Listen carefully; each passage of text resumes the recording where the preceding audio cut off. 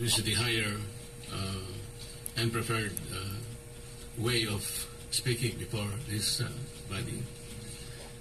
Mr. President, I am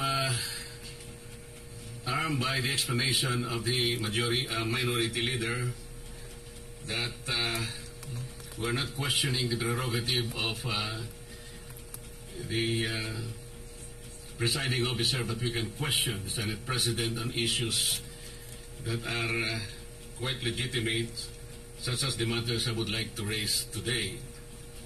Unsettling because, Mr. President, on September 9, in your interview with ANC Head Start with Ms.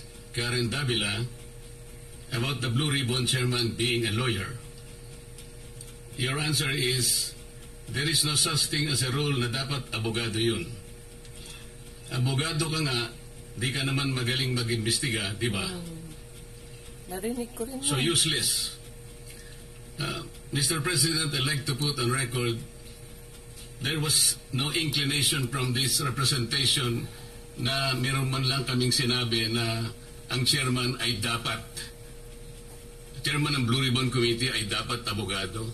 Wala po kaming kahit na shadow ng inclination o any reference to that matter, wala po kaming sinasabi. Ngayon po yung sinasabing abogado ka nga, di ka naman magaling mag-imbestiga. Hindi ko po alam kung sino po yung tinutukoy ninyo. Ikaw. Sapagkat narinig din po kayo sa inyong mga interviews.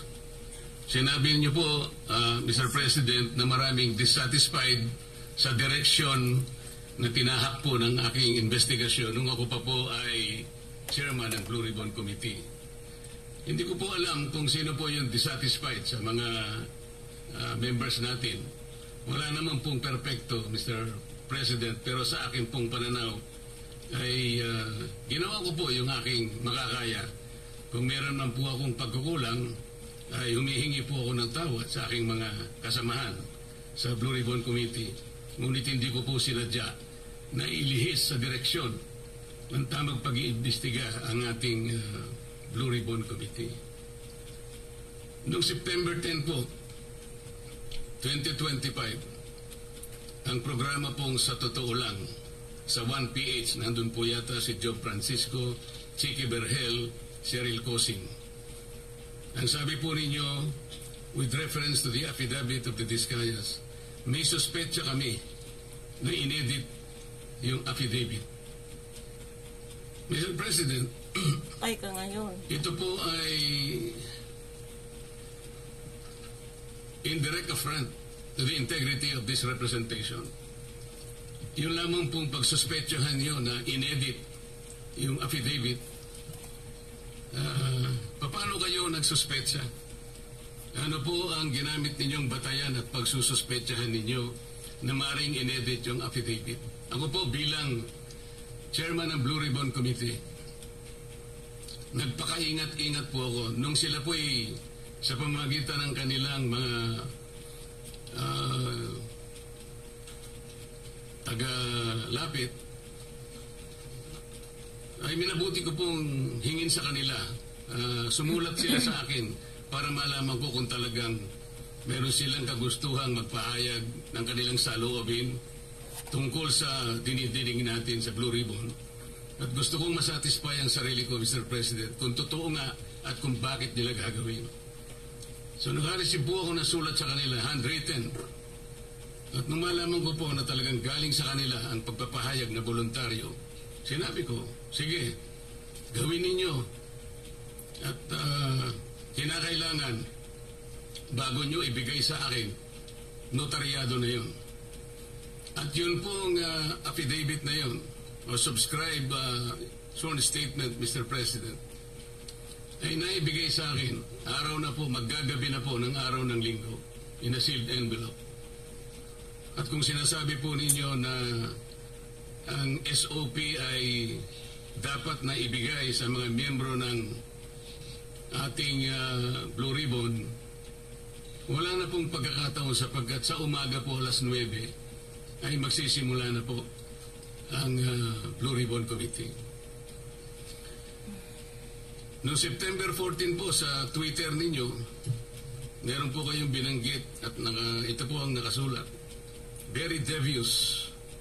Wala pang hearing ang Blue Ribbon ni Ping Lacson. Gusto ng ilang magpalitan agad. What are they so afraid of? Bakit minamadali Sasagot na WPP siya, agad nasa ito? likuran na. Ano bang nangyari? Malalaman natin sa Blue Ribbon kay Senator Lacson, meron siyang investigasyon ginagawa tungkol dyan. Ano po ba yung pinanggalingan ng mga salitang yun, Sir President? Sino po yung natatakot? Sino po yung nagmamadali? Kung ang inyo pong tinutukoy ay yung aking sulat para irekomenda na mag-apply sa Witness Protection Program ang mag-asawang Diskaya, yun po inaayon sa batas, Mr. President. Ito po ay inaayon sa Section 4, Republic Act 6981. Ito po yung Witness Protection Act. Ang sinasabi po doon, in case of legislative investigations in aid of legislation, a witness with his express consent may be admitted into the program upon the recommendation of the Legislative Committee where his testimony is needed when in its judgment there is pressing necessity therefore, provided that such recommendation is approved by the President of the Senate. Ang committee po ay nagpasya, Mr. President, kasi hiniling po nung Diskaya sa kanilang sworn statement na meron tangka sa kanilang buhay, sa kanilang seguridad, ang kanilang pamilya at kanilang mga anak. Kung kami po ay nagmamadali, yun po kasi ang sinasabi ng batas. Para makapag-apply po siya na sa Witness Protection Program, ang chairman po ng committee sa pagsang-ayon ng kanyang mga miyembro, kailangan po kami gumawa ng sulat sa Secretary of Justice. Ayun nga po, ipinrepair namin kaagad. Hindi nga lamang po napirmahan ng pumalit na Senate President sapagkat nagpaliwanag siya, nalaman pala niya na meron palang presscon ang ating Department of Justice Secretary na doon sinabi niya, hindi raw siya magbibigay ng witness protection sapagkat kinakailangan munang ibalik ng mga Diskaya anumang pera ang kanilang nakuha sapagkat hindi kanila yon. Sa makatid, ang policy daw ng Department of Justice ay ibalik muna yung pera bago aksyonan ang kanyang aplikasyon sa Witness Protection Program. Mr. President, ako po'y nalulungkot maski sa aking press con kanina sinabi ko kung bakit ganun ang sinabi ng Secretary of Justice. Wala po sa tuntunin yun eh. Kung babasahin lamang po niya ang Section 3 at Section 10 ng Republic Act 6981, wala pong binabanggit doon na restitution, yung pagsusuli.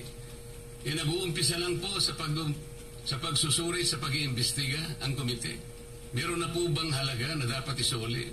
Na-determine na po ba yun? Meron na po bang ruling na kung ano yung kung sino at gaano ang isosoli ng kung sino man ang may kasalanan? Meron na po bang ganun? Wala po eh. Prospective lang pong mag-a-apply eh. Nasa sections 3 and 10 ang mga requisites kung ano-ano po yun. Mga 10 requisites po yun. Yung restitution, wala po ron. Kaya po ako'y nalulungkot kung bakit po binanggit yun ng Secretary of Justice. Samantalang noong pong linggo, bago magkaroon ng hearing no September 8, nagkausap pa kami at binigyan pa niya ako ng kasiguruhan na sige, ibigay mo na sa kanila ang pangangako na mabibigyan natin sila ng immunity sapagkat tayo naman ay magkapartner sa gustuhan natin, pati yung Witness Protection Program ay ating maipasakagad. So yung pagbibigay po niya sa akin ng garantiya, kasama na po yung kanyang USEC. Yan ang nagbigay sa akin ng lakas na loob. Kaya ako'y sumulat kagad. Hindi ko alam na babaligtarin ako ng Department of Justice. Ngayon po, Mr. President, yun po ang ginamit ninyong dahilan kung bakit hindi nyo pinirmahan. Sana man lang po ay napakarami naman ninyong mga abogado sa inyong opisina rin. Binasa nyo sana yung batas. kung yung restitution po ay isa sa requisite para ang isang tao ay makapag-apply man lang. Yun po kasi yung prinsipyo ng batas eh. Bago siya gumawa ng isang marahas na kapasyahan, alam niyang mag-aalanganin ang buhay niya. Magsasabi siya, nung inaakala niyang maaaring makapaglagay sa panganib ng kanyang buhay, kailangan nga bigyan natin din siya ng protection. Yun po yung batas eh. Hindi ko nga po alam kung bakit sasabihin ninyo, bakit may pagmamadali? Dito pa nga po sa sinabi ninyo noong September 13, Mr. President. Ang reading ko, sabi po nyo, camouflage lang yun eh. To put me and the leadership of the Senate under the gun. Kunwari, merong naiinis sila. Kung bakit ko pinirmahan, kung bakit hindi ko pinirmang sulat sa DOJ. Baka may commitment sila to someone, to some people. Is there a commitment somewhere? Baka merong nakiusap na pwede silang ipasok sa Witness Protection Program. Lahat po ng ganitong mga pagsususpetsa is a direct affront to the integrity of this representation, Mr. President.